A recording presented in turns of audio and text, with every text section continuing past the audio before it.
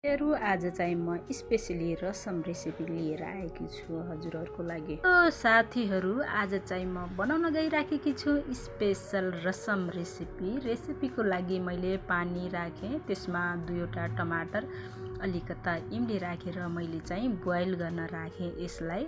र त्यसको लागि अलिकता प्याज, 2टा हरियो खुर्सानी अनि अदरक र लसुनलाई यसरी डोक्नीमा मैले कुट्छु। उता चाहिँ टमाटर अलिकता बोइल भइसकेको थियो, पानीलाई अलिकता उता अर्को बर्तनमा राखेर मैले चाहिँ टमाटरलाई यसरी पिसिदिएँ। त्यसलाई चाहिँ त्यसको छिल्का हुन्छ, छिल्कालाई चाहिँ हटाइदिने।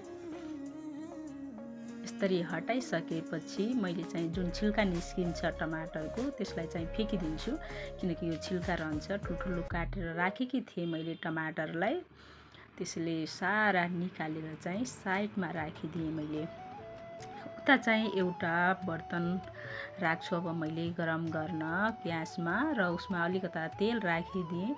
तेलमा चाहिँ अलिकता लाही दाना अलि धेरै राख्नु होला, र एउटा सुकेको खुर्सानी, कढीपत्ता र जुन मैले पिसेको थिएँ प्याज, लसुन, अदरकलाई त्यसलाई पनि त्यसमा राखिदिएँ। हामीले यसमा मसलाहरू राख्नु हुँदैन, किनकि मैले यसमा काली मिर्च पाउडर र भुटेको जिरा पाउडर मात्र राखेकी छु। र जुन हामीले टमाटरको घोल बनाएकी थिएँ मैले त्यसलाई पनि मैले यसमा राखिदिएँ। अब हामीले एकैछिन पाक्न दिने।